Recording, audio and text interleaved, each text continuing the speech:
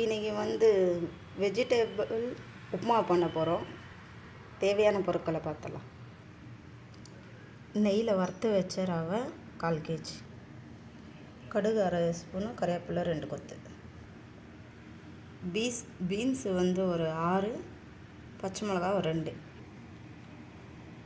இஞ்சி வந்து ஒரு 1/2 இன்ச்சு, சீரகம் வந்து ஒரு 1/2 ஸ்பூனு, கடலப்பருப்பு வந்து ஒரு ஸ்பூனு, மஞ்சாத்தூள் வந்து 1/4 ஸ்பூன், உப்பு வந்து 1/2 ஸ்பூனு, எண்ணெய் வந்து ஒரு 3 ஸ்பூனு, நெய் வந்துட்டு ஒரு 3 ஸ்பூன் போட்டுக்கலாம். தாளிச்சிக்கலாம். பச்சை பட்டாணி 50 கிராமு, கொத்தமல்லி கொஞ்சம், தக்காளி ஒரு தக்காளி. கடுகு பொரியுது.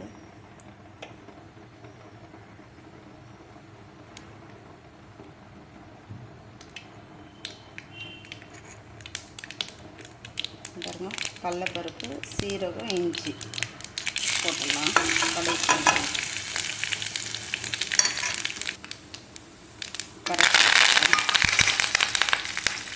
வெங்காயம் போடுறேன்.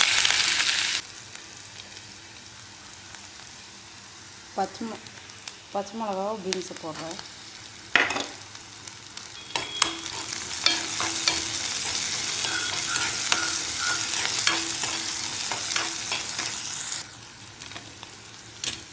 பீஸும் பச்சை பட்டாணியும் தக்காளியும் போடுறேன்.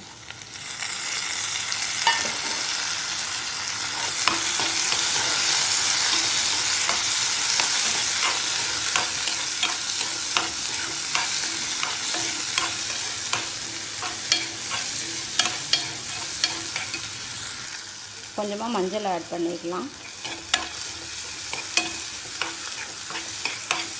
எல்லாம் போட்டுட்டு ஒரு 5 நிமிஷம் அப்படி கொஞ்சம் குக் பண்ணிடலாம். குக் பண்ணிவிட்டு தண்ணி ஊற்றிட்டு கொஞ்சம் கொதிக்க வச்சிடலாம். பாருங்கள், நல்லா வெந்துச்சு காயெல்லாம். இப்போ ஒரு கிளாஸ், நான் 1/2 கிளாஸ் வந்து ரவை எடுத்துருக்கேன், 1 கிளாஸ் தண்ணி ஊற்றிருக்கேன். உப்பு பார்த்துக்கலாம். பாருங்கள், 1/4 kgக்கு 300 கிராம் தண்ணி ஊற்றி வச்சுருக்கேன் நான், 300 மில்லி. இதில் வந்து 3/4 எடுத்துருக்கேன், 2.5 வந்து தண்ணி ஊற்றிருக்கிறேன் நான். நம்மளோட வெஜிடபிள் உப்புமா ரெடி ஆகிடும். இது நல்லா கொதிக்கட்டும். இந்த ஸ்டேஜில் உப்பு காரம் கம்மியாக இருந்தால் பார்த்துக்குங்க.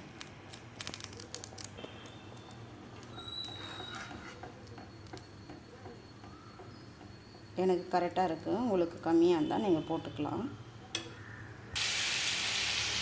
நல்லா கொதிக்குது. கொதிக்கிற ஸ்டேஜில் தான் ரவையை போட்டுட்டு கலரினே இருக்கணும்.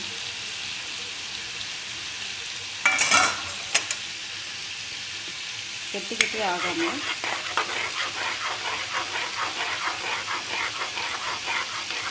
உப்புமாவை கலரினே இருக்கணும். பார்த்து கலருங்க. மேலே கீழே போட்டுக்கு போகிறோங்க, எக்குறோம்.